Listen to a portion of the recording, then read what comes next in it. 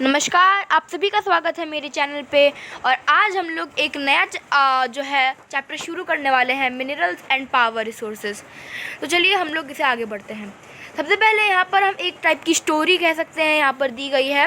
किरी was visiting Sukant in his native place near Dhanbad. तो यहाँ पर ये बताया गया है कि वो जो है एक विजिट पे था धनबाद में, अपनी जो नेटिव सुकांत के पास। Kiri was amazed to see that large areas were black. Sukant, why is this place so black and dusty. तो उसने वही पूछा कि जो कीरी था वो बहुत ज़्यादा अमेज हो चुका था, चौंक चुका था कि यहाँ जो लार्ज बहुत बड़े ब्लैक एरियाज थे। तो सुकांत ने वही पूछा कि ये जो प्लेस है वो ब्लैक और इतनी डस्टी क्यों है। तो फिर वहाँ पर उन्होंने बताया कि यहाँ पर कोल माइंस हैं पास में, तो यहाँ पर ट्रक्स भी दिख रहे हैं वगैरह वगैरह, यहाँ पर मिनरल कोल जो है। सुकांत ने रिप्लाई किया। तो फिर कीरी जो था उसके मन में एक तरीके से हम कह सकते हैं कि क्यूरियोसिटी आई कि उसने पूछा कि क्या मिनरल्स क्या होते हैं, व्हाट आर मिनरल्स। उसने ऐसा पूछा। तो उसने कीरी से पूछा और सुकांत ने बोला कि तुमने बेकर के पास बिस्किट बेक करते हुए देखे हैं, बिस्किट। तो उसने बोला कि the flour, the milk, sugar and sometimes eggs are mixed together. तो उसने वही बताया कि जो आटा है, जो दूध है, जो चीनी है और कभी कभी अंडे जो है वो एक साथ मिलाए जाते हैं। और यहाँ पर जो है हम कह सकते हैं कि वो बेक जो होता है सेपरेट होता है, बट बाद में हम उन्हें बिस्किट्स बना लेते हैं तो हम उनको अकेले नहीं देख पाते। तो वैसा ही टाइप के एक तरीके से रॉक है कि जो है बहुत सारे मटेरियल से बने होते हैं बट हम उनको देख नहीं पाते। और यहाँ पर वही एक स्टोरी सी दी हुई है। तो सबसे जो मेन पार्ट जो है यहाँ पे वो यहाँ पर बताने वाला हूँ कि मिनरल क्या होता है। जो मेन क्वेश्चन है जो आगे भी पूछा जाएगा तो वही है कि a naturally occurring substance that has a definite chemical composition is a mineral. अब इसका क्या मतलब है।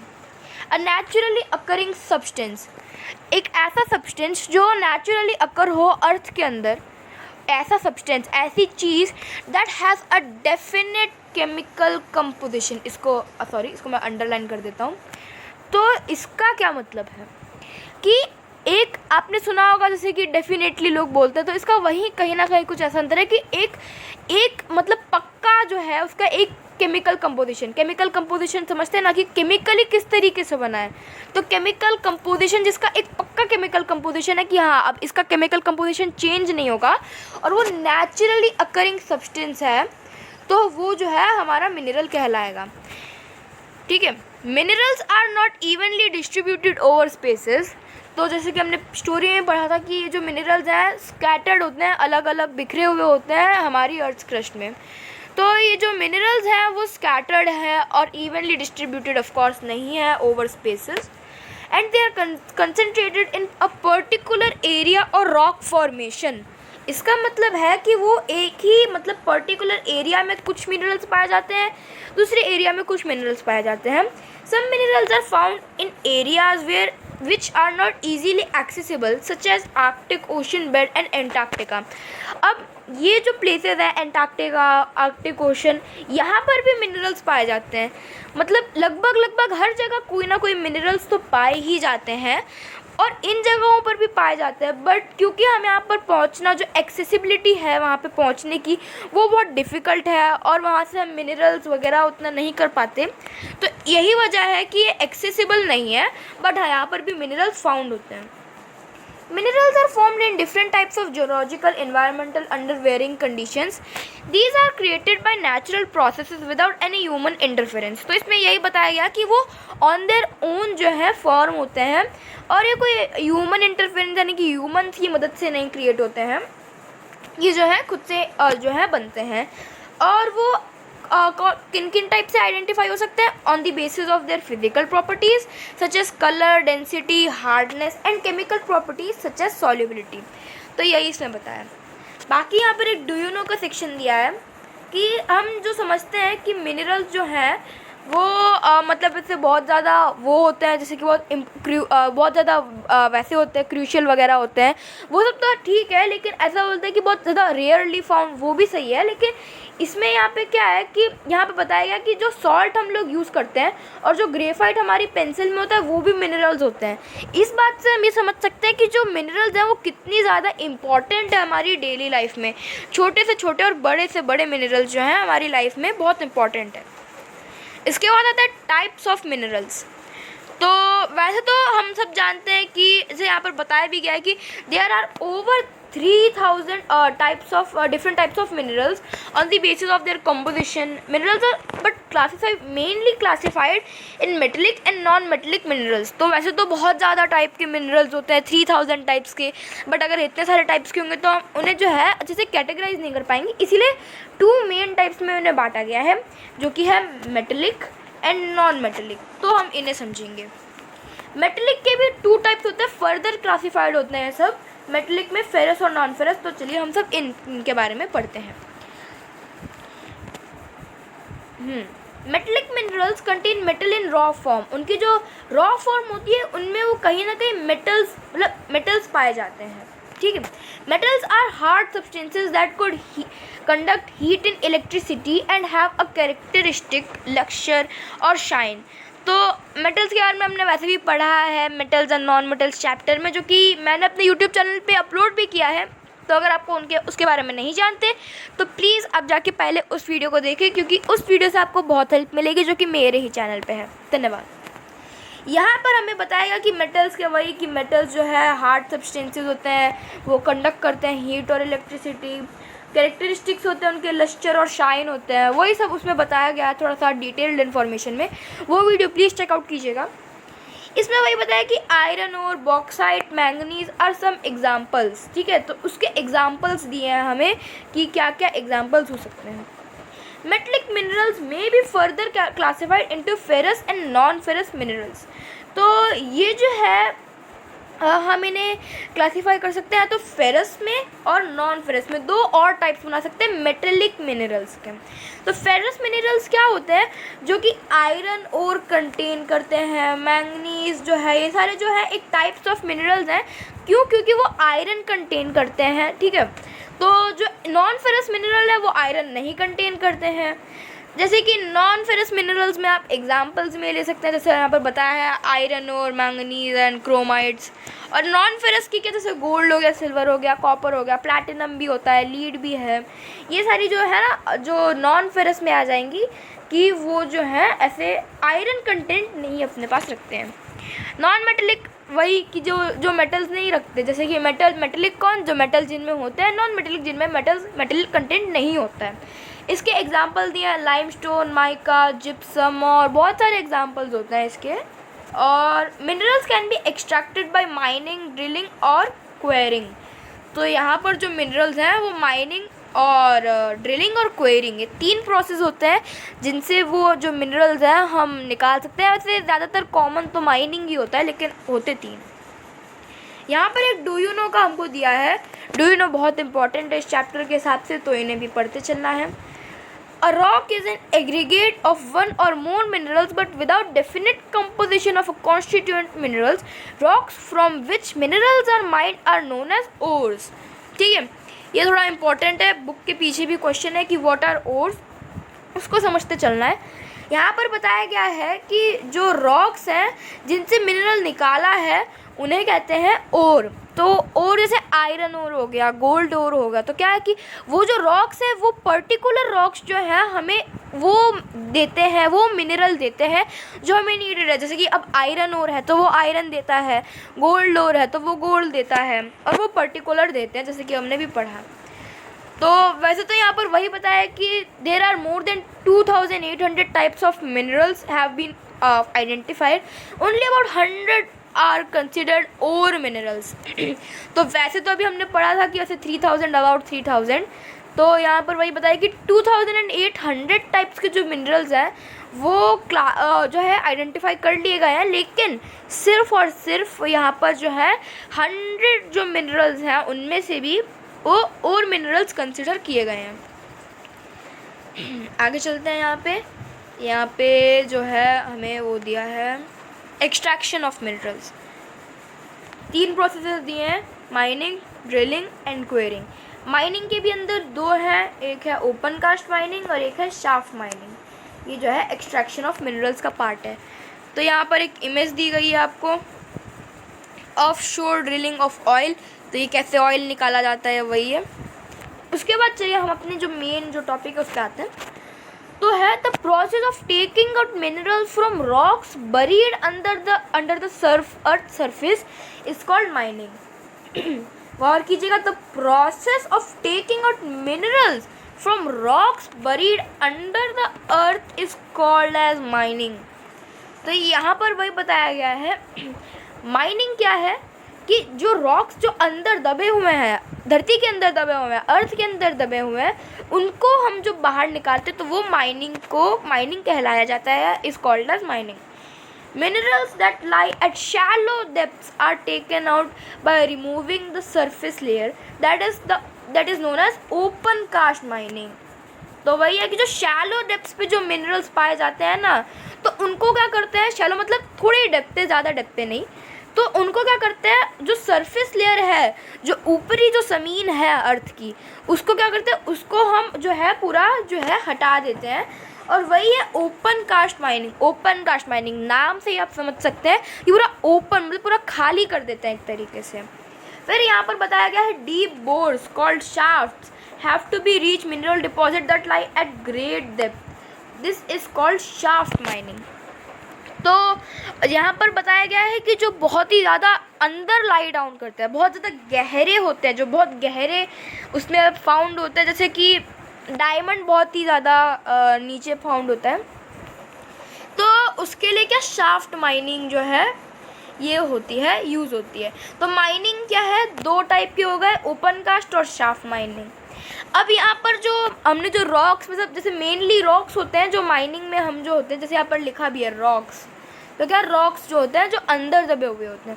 तो बात तो हो गई रॉक्स की, बट अब मिनरल सिर्फ रॉक्स थोड़ी होता है, जैसे पेट्रोलियम हो गया, ऑयल, जैसे यहाँ पर भी ऑयल की बात हुई थी, तो ऑयल जैसे बहुत सारे होते हैं ना, तो उनके लिए क्या, उनके लिए अलग नाम दिए गए हैं। जैसे कि यहाँ पर लिखा है petroleum and natural gas occur far below the earth surface, deep wells are bored to take them out, this is called drilling. Minerals that lie near the surface are simply dug out by the process of quarrying. अब क्या बताया, petroleum and natural gas occur far below the earth surface, बहुत ही ज़्यादा वो भी great depth पे होते हैं, लेकिन अब ये रॉक्स तो है नहीं, ठीक है, रॉक्स है नहीं अभी। और अब इनको कैसे निकालेंगे, तो बहुत लंबे लंबे नीचे वेल्स बनाए जाते हैं, कुएँ बनाए जाते हैं, कुएँ टाइप के कुएँ बनाए जाते हैं, जिनसे क्या करते हैं, इनको बाहर निकाला जाता है। जैसे कि हमने चैप्टर 5 में पढ़ा था साइंस के कोल एंड पेट्रोलियम, जिसका वीडियो मैंने अपलोड किया था, आपने ज़रूर देखा होगा, नहीं देखा तो please check it out then. तो वो क्या होता है, उसको बोर्स की मतलब एक तरीके से डीप वेल्स जो बनाए जाते हैं उससे उसे निकाला जाता है। तो उस मेथड को क्या कह दिया, ड्रिलिंग कह दिया। अच्छा, अब लास्ट मेथड बचा क्वेरिंग। तो यहाँ पर है minerals that lie near the surface are simply dug out by the process known as quarrying.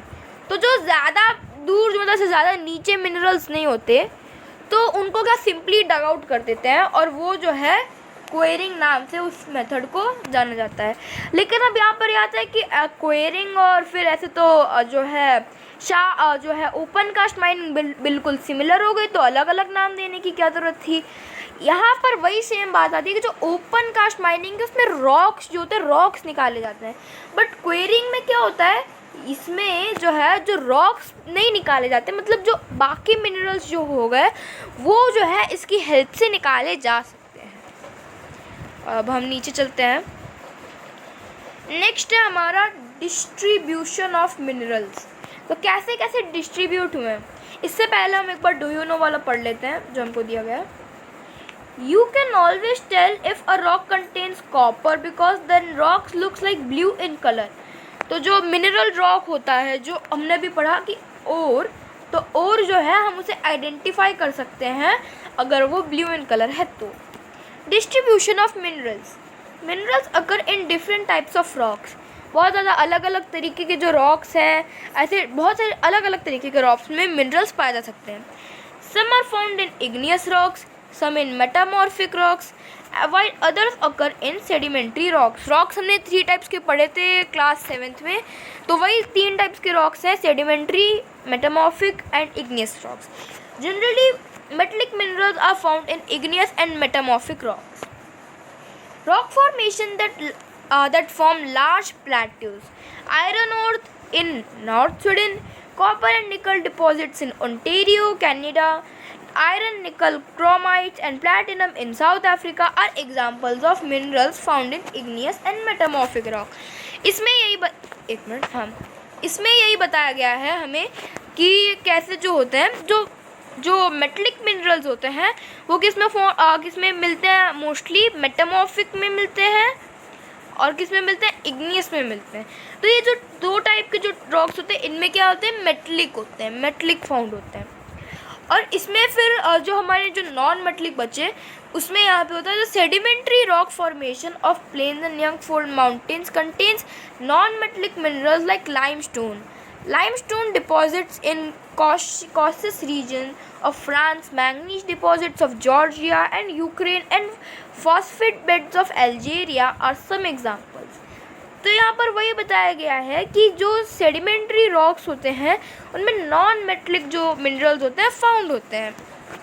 और यहाँ पर वही mineral fuel such as coal, petroleum are also found in sedimentary strata. तो वो भी सेडिमेंट्री रॉक्स में ही फॉर्म होते हैं. अब पेट्रोलियम और कोल भी तो मिनरल्स ही होते हैं और वो नॉन मेटलिक होते हैं, तो वो भी सेडिमेंट्री ही रॉक्स में फाउंड होते हैं.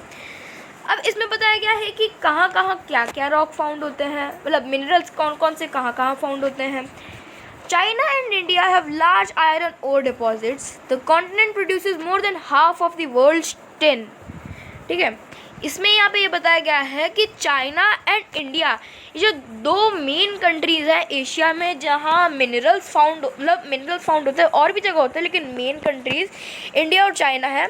यहाँ पर बहुत ज़्यादा आयरन और बहुत ज़्यादा डिपॉजिट्स जो है फाउंड होते हैं. और ये जो कॉन्टिनेंट है ना, ये मतलब दुनिया का पूरा हाफ से भी ज़्यादा टिन जो है एक्सपोर्ट करता है अपने. यहाँ पर और कंट्रीज़ का एग्जाम्पल दिया है. China, Malaysia and Indonesia are among the world's leading tin producer. तो ये जो चाइना है, मलेशिया है और इंडोनेशिया है, ये जो है लीडिंग टिन प्रोड्यूसर है. China also lead in the production of lead, antimony and tungsten. तो चाइना में सिर्फ यही मिनरल नहीं और मिनरल जैसे एंटीमनी, टंगस्टन वगैरह भी पाया जाता है. Asia also have deposits of manganese, bauxite, निकल एंड कॉपर. अब ये सारे जो मिनरल्स आपको पता चल गए होंगे, लेकिन ये बॉक्साइट क्या होता है. बॉक्साइट होता है जिससे एल्यूमिनियम बनता है. तो ये जो है बॉक्साइट जो वो होता है जिससे एल्यूमिनियम बनता है. आगे यूरोप. तो यूरोप जो है इसके बारे में दिया गया है यहाँ पर. Europe is the leading producer of iron ore in the world. Europe जो है एक बहुत ही लीडिंग प्रोड्यूसर है आयरन ओर का जो है पूरी दुनिया में. The country with the large deposits of iron ore are Russia, Ukraine, Sweden and France. अब जो आयरन जो है वो कहाँ ज़्यादा पाया जाता है, वो है Russia, Ukraine, Sweden and France. Minerals deposits of copper, lead, zinc, manganese and nickel are found in Eastern Europe and European Asia. Russia. तो यहाँ पर वही बताया गया है कि जो मिनरल जो कॉपर, लीड, जिंक, मैंगनीज और निकल है वो कहाँ फाउंड होते हैं, ज़्यादातर ईस्टर्न यूरोप में और यूरोपियन रशिया, मतलब लगभग ज़्यादातर वही फाउंड होते हैं. यहाँ पर एक डू यू नो का सेक्शन है. Switzerland has no known mineral deposit in it. Switzerland जो है उसमें कोई भी ऐसा नॉन मिनरल डिपॉजिट नहीं है. हमारा एक अगला कॉन्टिनेंट है नॉर्थ अमेरिका. तो ये जो है इसमें वो बताया गया है कि the mineral deposits of North America are located in 3 zones. 3 zones जो है उनमें बांटा गया है. Canadian region, north of the Great Lakes, Appalachian region and the mountain ranges of the west. Iron यहाँ पर वही बताया गया है कि the mountain ranges of the west iron और nickel, gold, uranium, copper are mined and in the Canadian shield region. Coal in the Appalachian region, Western Colorado are vast deposits of copper and lead, zinc, copper, gold, silver वही सब दिया गया है. इसमें हमें यही बताया गया कि कौन सी चीज़ कहाँ फाउंड होती है। जैसे कि कैनेडियन रीजन जो जो नॉर्थ है ग्रेट लेक्स के मतलब ऊपर नॉर्थ साइड में जो है ग्रेट लेक्स, जो 5 ग्रेट लेक्स हैं हमारे नॉर्थ अमेरिका कॉन्टिनेंट पे, उसके बारे में बताया गया। तो उसके ऊपर जो है वहाँ पर कैनेडियन रीजन है, फिर एपलांचियन रीजन है, और जो माउंटेन रेंजेस है वेस्ट साइड में वहाँ पर। और उसके बारे में बताया गया कि आयरन और nickel, gold, uranium, copper and mined in Canadian shield region. तो जो कैनेडियन रीजन है इसी में वो पाया जाता है। कोल इन द एपलांचियंस रीजन, अब कोल जो है वो एपलांचियंस रीजन में पाया जाता है। Western cordilleras have vast deposits of copper, lead, zinc, gold and silver. तो यहाँ पर लास्ट जो हमारा हमने जो 3 हिस्सों में बांटा था, तो वेस्टर्न कॉर्डिलर्स वो जो है उसमें ये सारी चीज़ें पाई जाती हैं। अब यहाँ पर एक लेट्स डू का है, यहाँ पर वही कि मैप में बनाना है तो आप बना लीजिएगा। यहाँ पर हमें पूरा वर्ल्ड का बताया गया है कि वर्ल्ड में क्या क्या कहाँ कहाँ क्या क्या पाया जाता है। इसमें कोल और मिनरल ऑयल 2 ही मतलब मेन बताए हैं, आप देख सकते हैं। अब यहाँ पर जो दूसरा कॉन्टिनेंट है वो है साउथ अमेरिका। साउथ अमेरिका में भी काफ़ी सारे मिनरल्स पाए जाते हैं। Brazil is the largest producer of high grade iron ore in the world. Brazil जो है वो दुनिया का सबसे लार्जेस्ट प्रोड्यूसर है हाई ग्रेड आयरन में। आयरन ओर में हाई ग्रेड मतलब अच्छी क्वालिटी का जो आयरन ओर है वो जो है लार्जेस्ट प्रोड्यूस करता है। Chile and Peru are leading producers of copper. अब जो चाइल एंड पेरू जो 2 कंट्रीज़ हैं वो कॉपर की बहुत ही लीडिंग एक्सपोर्टर है। Brazil and Bolivia are among the world's largest producer of tin. Brazil और बोलीविया क्या है, बहुत ही ज़्यादा लगभग उन सभी देशों में है जो बहुत ही ज़्यादा लार्जेस्ट प्रोड्यूस करते हैं tin. South America also have large deposits of gold, silver, zinc, chromium, manganese, bauxite, mica, platinum, asbesto and diamond. Minerals oil is found in Venezuela, Argentina, Chile, Peru and Colombia. इसमें यही बताया गया कि क्या क्या और पाया जाता है, जैसे कि गोल्ड पाया जाता है, silver, zinc, chromium, manganese, bauxite, mica, platinum, asbestos and diamond ये सारी चीज़ें जो हैं पाई जाती हैं। मिनरल ऑयल भी फाउंड होता है कहाँ कहाँ, वेनेजुएला, अर्जेंटीना, चाइल, पेरू एंड कोलंबिया। ये सारी चीज़ें जो हैं वो मैप में मार्क करने के लिए भी आ सकती हैं। यहाँ पर एक डू यू नो का सेक्शन भी दिया है। A green diamond, a green diamond is the rarest diamond. यहाँ पर बताया गया है, यहाँ पर बताया गया the old rocks in the world are in Western Australia. They date from 4,300 million years ago, only 300 million years after the earth was formed. यहाँ पर ये बताया गया है कि जो सबसे पहले तो ये बताया गया है जो ग्रीन डायमंड होता है सबसे रेयरेस्ट डायमंड होता है, और सेकेंडली ये बताया गया है कि जो ओल्डेस्ट रॉक्स है जो पूरी दुनिया में वो कहाँ पाए जाते हैं, वेस्टर्न ऑस्ट्रेलिया में। वो जो हैं 4,300 मिलियन ईयर्स से भी ज़्यादा पुराने हैं, just 300 million years after the earth was form. जब हमारी धरती जो थी वो फॉर्म हुई थी नई उसके सिर्फ 300 मिलियन ईयर्स बाद ही ये जो रॉक्स थे फॉर्म हो गए थे। And these are also considered as the oldest rocks on the planet earth. ठीक है, इसके बाद आता है अफ्रीका। अफ्रीका के बारे में हम पढ़ने वाले हैं अभी। यहाँ पर Africa is rich in mineral resources. जैसे कि हम सब जानते हैं अफ्रीका बहुत ही रिच है मिनरल रिसोर्सेज में, और सबसे बड़ा प्रोड्यूसर है डायमंड का, गोल्ड का, प्लैटिनम का। आप सब जानते हैं डायमंड, गोल्ड, प्लैटिनम ये सब कहाँ यूज़ होते हैं, ज्वेलरी वगैरह में ज़्यादातर यूज़ होते हैं। South Africa, Zimbabwe and Zaire produce a large portions of the world's gold. ये जो सारी कंट्रीज़ हैं ये जो है लगभग लार्जेस्ट प्रोड्यूसर हैं जो है गोल्ड का वर्ल्ड गोल्ड में। The other minerals found in Africa are copper, iron और chromium, uranium, cobalt and bauxite. Oil is also found in Nigeria, Libya and Angola. तो ये सारी चीज़ें हैं कि क्या क्या और पाया जाता है, जैसे कि कॉपर, आयरन और क्रोमीनियम ये सारी जो चीज़ें, यूरेनियम, कोबाल्ट ये जो और बॉक्साइट ये सारी जो चीज़ें हैं ये भी पाई जाती हैं। और ऑयल जो है वो खास करके पाया जाता है नाइजीरिया, लीबिया और अंगोला में।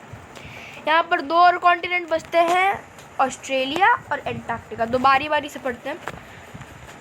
अब हम बात हैं ऑस्ट्रेलिया पे। तो Australia is the largest producer of bauxite in the world. तो पूरी दुनिया का जो बॉक्साइट है उसमें सबसे ज़्यादा लार्जेस्ट प्रोड्यूसर, हम कह सकते हैं लार्जेस्ट एक्सपोर्टर भी हम कह सकते हैं जो पूरी दुनिया का है वो ऑस्ट्रेलिया है। It is a leading producer of gold, diamond, iron ore, tin and निकल।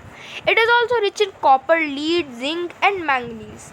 कारगुली and Coolgardie areas of Western Australia have the largest deposits of gold. अब क्या आता है यहाँ पर, वही बताया गया है कि ये जो है सबसे ज़्यादा लीडिंग प्रोड्यूसर है गोल्ड, डायमंड, आयरन ओर और टिन का और निकल का। इसमें बताया गया है कि ये जो है बहुत ज़्यादा रिच है कॉपर में, लीड में, जिंक में और मैंगनीज में। कारगुली एंड कूलगार्डी एरियाज जो है वेस्टर्न ऑस्ट्रेलिया के, उनमें सबसे ज़्यादा गोल्ड पाया जाता है, मतलब सबसे ज़्यादा लार्जेस्ट डिपॉजिट्स ऑफ गोल्ड हैं। यहाँ पर एक और चीज़ ध्यान देने वाली है कि जो हमारा कॉन्टिनेंट था अफ्रीका में, आपने ज़रूर सुना होगा कि साउथ अफ्रीका की कोस्ट को गोल्ड कोस्ट भी कहते हैं। वो इसी वजह से क्योंकि वहाँ पे जो है बहुत ज़्यादा गोल्ड बहुत ज़्यादा पाया जाता है। उसके बाद एंटार्क्टिका हमारा जो लास्ट कॉन्टिनेंट है बचता है अभी के लिए, हाँ एंटार्क्टिका। तो इसमें क्या बताया कि the geology of Antarctica is sufficiently well to predict the existence of variety of mineral deposits. तो जो एंटार्क्टिका जिसको हम समझते हैं कि वो लोनली है, हाँ है लोनली, लेकिन वहाँ पर जो मिनरल डिपॉजिट्स हैं वो काफ़ी अच्छे खासे मिनरल डिपॉजिट्स पाए जा सकते हैं। यहाँ पर मतलब some probably large significant size of deposits of coal in the trans-Antarctic mountains and iron near the Prince Charles Mountains of East Antarctica is forecasted. Iron, gold, silver and mineral oil are also present in commercial quantities. तो यहाँ पर वही बताया गया है कि यहाँ पर काफ़ी सारी जो चीज़ें हैं कमर्शियल क्वांटिटीज़ में फाउंड होती हैं। यहाँ पर जैसे कि हो गया गोल्ड, सिल्वर हो गया, ऑयल हो गया, काफ़ी सारी चीज़ें जो हैं अलग अलग जगहों पर प्रेजेंट हैं। तो कमर्शियल क्वांटिटीज़ का मतलब है कि वहाँ पर जो है कमर्शियल यूज़ में, जो कमर्शियल पर्पज़ में हम जिसे यूज़ कर सकते हैं, प्रॉफिटेबल जो है वो यहाँ पर उससे सिग्निफिकेंट किया गया है। तो यही है कि यहाँ पर काफ़ी सारे मिनरल्स पाए जा सकते हैं। अब आपके मन में एक सवाल आ सकता है कि यहाँ पर जो मिनरल्स हैं वो कैसे आ सकते हैं, मतलब यहाँ पर क्योंकि हमने पढ़ा है कि जो मिनरल्स वगैरह जो होते हैं वो मतलब यहाँ कैसे फॉर्म हो सकते हैं। तो एक टाइम था जब जो हमारा जो पूरा वर्ल्ड था, तो हमारा लास्ट पार्ट यहाँ पे बचता है uses of minerals. Minerals are used in many industries. Minerals जो हैं काफ़ी सारी इंडस्ट्रीज़ में यूज़ होती हैं। Minerals which are used for gems are usually hard. तो जो हम जानते हैं कि जो मिनरल्स होते हैं इंडस्ट्रीज़ में काफ़ी ज़्यादा यूज़ होते हैं, उनको मैन्युफैक्चर करने में और साथ साथ में उनको वर्क करवाने में जो है बहुत ज़्यादा होते हैं। These are then set in various styles for jewelry. Jewellery में भी बहुत ज़्यादा जो है मिनरल्स काम आते हैं। यहाँ पर एक सेंटेंस था, जेम्स आर यूजुअली हार्ड, जैसे कि डायमंड हो गया which is one of the hardest materials on the earth. उसके copper is another metal used in everything, iron coins और टू पाइप्स। तो इसमें क्या बताया गया है कि कॉइन से लेके पाइप्स तक कॉपर जो है हमारा काफ़ी ज़्यादा यूज़ में आता है। उसके बाद यहाँ पर वही बताया गया कि silicon is used for computer industry and is obtain from quartz. तो जो सिलिकॉन है वो क्वार्ट्ज से ऑब्टेन होता है और कंप्यूटर इंडस्ट्री में काफ़ी ज़्यादा यूज़ होता है। उसके बाद है aluminium obtain from its ore bauxite is used in automobiles and aeroplanes. तो जो यहाँ पर जो बचा हमारा एल्यूमिनियम, तो वो काफ़ी ज़्यादा प्लेन्स को बनाने में, मैन्युफैक्चर करने में, जैसे मैंने बताया था कि वो जो ओर है, जो बॉक्साइट का ओर है, उससे जो है बनता है एल्यूमिनियम। तो उसकी मदद से हम ऑटोमोबाइल्स जो है मैन्युफैक्चर करते हैं और एयरप्लेन्स। उसके बाद bottling industries, building and even in kitchen cookware. Kitchen cookware में भी काफ़ी सारे जो है हमारे मिनरल्स का यूज़ जो है आ जाता है। तो आप इससे समझ ही सकते हैं कि मिनरल्स जो हैं हमारी डेली लाइफ में कितने ज़्यादा इम्पॉर्टेंट होते हैं और आपको ये ज़रूर आना चाहिए। 5 मार्क में भी कभी कभी क्वेश्चन आ सकता है, तो इसके में ज़रूर आना चाहिए।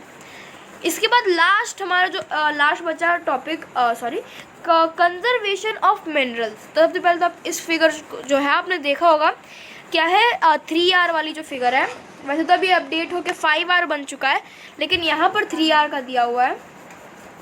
Reuse, reduce and recycle, think and act minerals. Minerals बीच में दिया हुआ है क्योंकि मिनरल्स हमारा ऐसे बहुत इंपॉर्टेंट होते हैं। यहाँ पर दिया हुआ है कि minerals are a non renewable resource. हम सब जानते हैं कि उन्हें वो नॉन रिन्यूएबल है और हम उन्हें कभी भी रिन्यू नहीं कर पाएंगे। It takes thousands of years for the formation and concentration of minerals. तो मिनरल्स उनको फॉर्म करने में बहुत ज़्यादा टाइम लगता है, वो बहुत ज़्यादा धीरे धीरे फॉर्म होते हैं। उसके बाद यहाँ पर वही बताया गया है कि हम जिस तरीके से उन्हें कंजर्व कर यूज़ कर रहे हैं ना, द रेट ऑफ फॉर्मेशन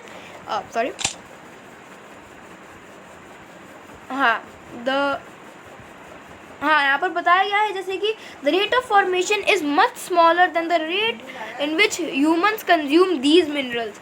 जिस तरीके से हम इन्हें यूज़ कर रहे हैं वो काफ़ी ज़्यादा तेज़ी से हम यूज़ कर रहे हैं और इन्हें बनने में हम बिल्कुल टाइम ही नहीं दे रहे हैं। It is necessary to reduce wastage in the process of mining. Mining में बहुत ज़्यादा मिनरल्स वेस्ट हो जाते हैं। फॉर एग्ज़ाम्पल मैं आपको बताऊँ तो कोल जैसे मिनरल हो गया, उसमें क्या होता है, मीन्स वो बल्कि होता है, ट्रांसपोर्ट करने में हम आगे पढ़ेंगे। तो उसमें क्या होता है कि अगर वो थोड़ा सा भी टूट जाए, उसका जैसे कि चूरा हो जाए, मीन्स वो एकदम से पाउडर फॉर्म में आ जाए, उससे क्या होगा कि वो यूज़ नहीं कर पाएंगे हम उसे। पावर रिसोर्स जो है हमारा है, हम आगे पढ़ेंगे, तो उसमें हम उसे यूज़ नहीं कर पाते। तो ऐसे कितना सारा मिनरल वेस्ट हो गया। जैसे कि टन्स में जब ये निकाला जाता है और जब टन्स में वेस्टेज होती है तो आप समझ सकते हो कि कितना ज़्यादा वेस्ट होता है, जबकि हम जानते हैं कि जो कोल है उसका फॉर्मेशन कितना स्लो होता है। अगर आपको फॉर्मेशन के बारे में नहीं पता देन आप मेरा वीडियो देख सकते हैं कोल एंड पेट्रोलियम वाला, जो कि मैंने अपने चैनल पे पहले ही अपलोड किया है। उसके बाद यहाँ पर वही बताया कि रिसाइकलिंग भी जो है मिनरल्स की वो बहुत ही ज़्यादा है और रिसाइकल भी हमें मिनरल्स करना चाहिए। रिसाइकल हो सकते हैं मिनरल्स, तो वो रिसाइकल भी हमें करना चाहिए उन्हें, और इन मेथड की मदद से जो है मिनरल्स को कंजर्व कर सकते हैं। तो ये हमारा फर्स्ट पार्ट था इस चैप्टर का। सेकेंड पार्ट आपको कुछ ही दिनों में हमारे यूट्यूब चैनल पे रिफ्लेक्ट हुआ दिख जाएगा। तब तक के लिए keep watching creative Tejas. Thank you.